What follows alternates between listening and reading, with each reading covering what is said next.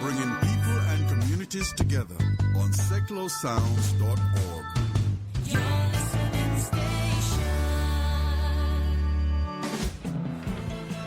Good evening and welcome to the MooCamp Radio Show here on Seclo Sounds.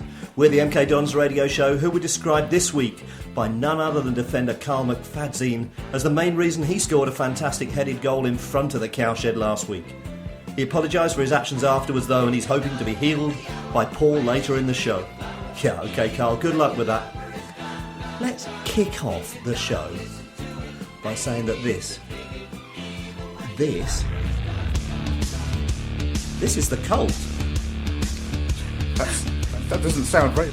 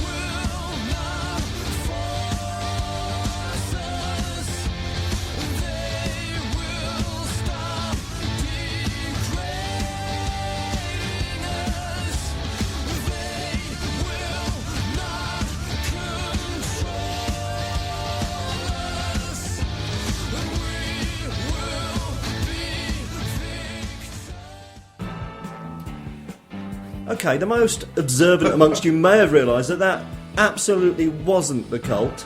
I'll perhaps apportion blame throughout the show to let's, in fact, phone in and let us know if you think one of our team may have been responsible for a musical problem. Who do you think it might be? Would it be myself, Young Albie, or Modders? Do get in touch and let us know. I blame Dan. That's a fair one, yeah. He's generally responsible for stuff. Look, that wasn't the Cult and She Sells Sanctuary. It was Muse and Uprising, I think, but I'm too old to know that. But it's a good way to start a show, if not quite as slick as we'd hoped. Good evening and welcome to the MooCamp Radio Show, the show that does for the MK Dons what Ant does for Deck, what Morecambe did for Wise, and what Barker did for Corbett. I'm Brando, the man of whom it was said this week, you mean I took all that time and effort to download all that music and you've just ignored it and gone with music that other people might actually like? What an insult. Hi. To be revisited. I'm lucky to be joined by the man who said those above words but then went and redeemed himself by pretending he'd uploaded some fairly decent tracks. Titled correctly as well. Yeah, titled possibly incorrectly. Decent enough that one of them theoretically should, by this point in the show, have already been played.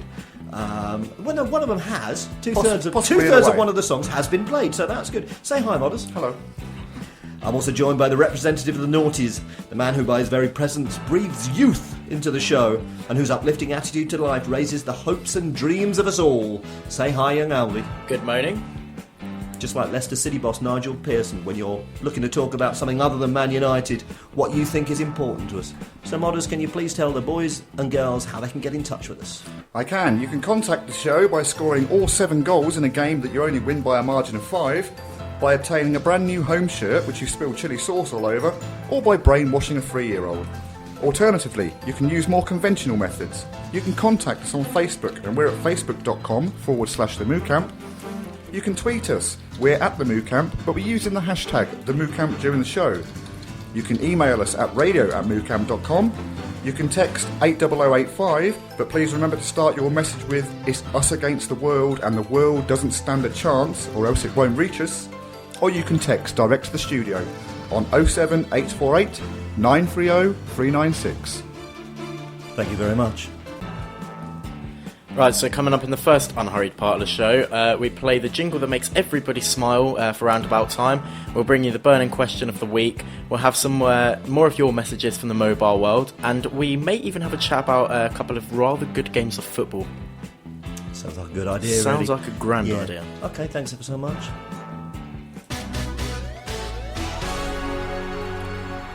This just in. Carl McVadzine called a press conference to announce his intention to push for his goal in Saturday's match to be included in the Goal of the Month awards. As he tweeted after the match, "It's great to get on the score sheet, and Kyle doesn't believe that he should miss out on the acclaim and celebrations that are usually associated with goals just because he scored it for the opposition. It was a beautiful finish, and I want the recognition it deserves." More on this once we've watched the goal a few more times, because it really was special. It was indeed. If you can do that a few times at the other end of the pitch, It would be better, wouldn't it? It would be better, yeah. Okay. It's... It's time for the question of the week. The question of the week this week was, things are going rather well so far this season. What are you expecting to go wrong? And we've had the usual glut of responses, some of which have come from people that we don't even know, which is pretty exciting. Pete from MK1 says, a harsh winter could damage the trees. Robin Edmonds said, might jinx it. Paul Harris said, it's already happened. That screen on the left of the away end, from how the cowshed views it, it never works properly. Franco Volpe says, I'm dreading never being able to boo again. Carl from MK1 says, the worst, what's likely to go wrong is Delhi's going to go in January and Pete's going to spend the money on hair care products and plants.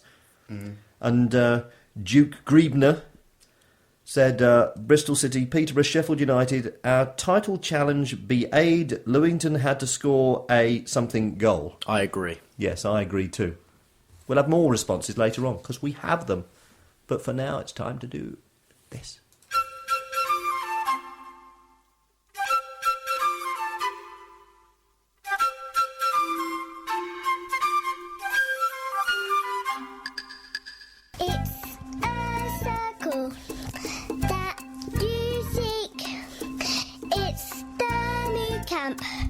Roundabout of the week.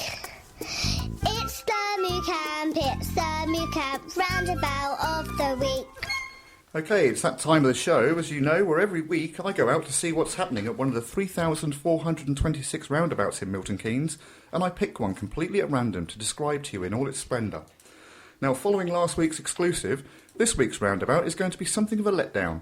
Serving only as a directional division in a junction, this roundabout has stood for many, many years as a beacon to our fine new city. With only 3 exits, it does feel a little short-changed, but this apparently could be changing in the very near future due to expansion. This was one of the first of Milton Keynes' beautiful roundabouts, and was in fact the first one in our great city to be recognised with the National Roundabout Locator number, which for all you aficionados out there is 5031012. So, whereabouts is this week's Roundabout of the Week? Excellent, thank you very much. As is usual, and as is the thing that drives us and makes us happy, the Ethernet type thing is flooded already. Can you let us know what's coming so far? I can indeed. Excuse me. Excuse me again. David from Westcroft has texted in to say, if we win at Bristol on Saturday, I'll be wearing my Borat mankini at the next home game, so please come and say hi, which, incidentally, our next home game is against AFC Wimbledon, so have fun with that, mate.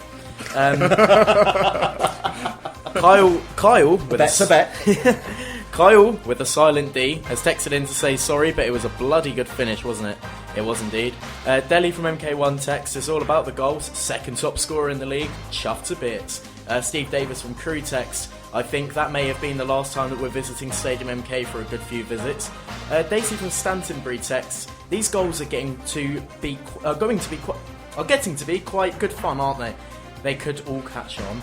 And Bill from Gifford Park texts, always looking likely to score at the moment. Our first Bradford game notwithstanding, looking like it could be our season. And I think that's a bit too normal for us. Yeah, Bill's done that a couple of times, actually. Yeah. He's been remarkably normal. Bill, we love you in a very special way.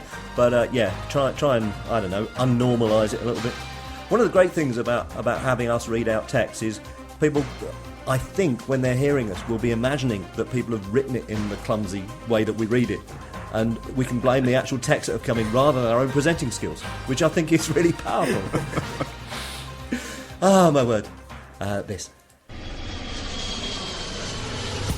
Plain Talking with Mick Bannister, Thursdays at 8 p.m. on Seclo Sounds.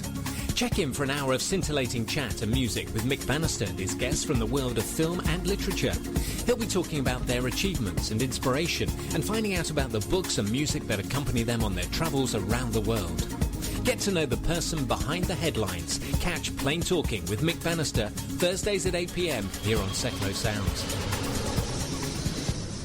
Right. That almost sounded like what we should have had earlier on, and that's pretty good. Happy birthday to Paris.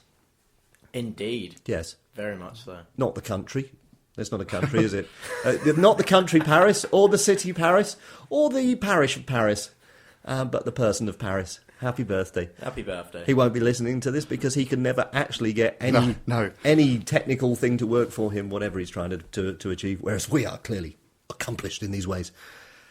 We need to talk about football. We have... let's talk about Crewe. Hands. Hand. Thankfully hand, because that was brilliant. What a match. It was good, wasn't it? Fantastic. If you're all sitting there at home thinking, what a match, then we'd be doing that together, because it was sensational. It was indeed. Just remind me of the score before we go any further. It was 6-1. 6-1. You had to look that up. Sensational match, absolutely brilliant. Yes, loved it. No idea what happened, but... Look at the script. Yeah.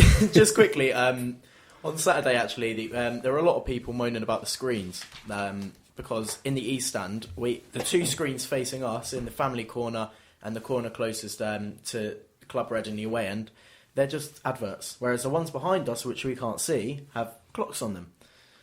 And it got to the point where, I think it was just before Reeves' goal, several people asked what the score was. Somebody said 4-1, yeah, 4-1. Somebody said... It's not 4-1, it's 3-1, isn't it? And then somebody had to turn around and say, mate, it's 5-1. And he said, no.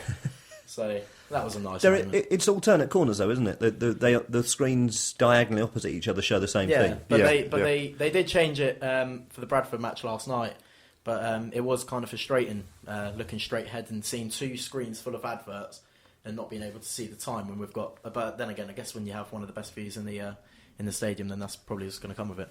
I just spend all my time marvelling at how comfy my seat is anyway, so it doesn't really matter. Let's talk about the game. What did we think? What was good about a 6-1 victory? Dele Alli. Dele Alli. He is some player, isn't he? There's so many times this season where I'm just looking at him and going, oh my God, this really, you know... You look at it with that question, is he ours? Is he really ours?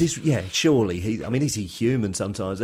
He fascinates me because if you look at last season, he was a great player.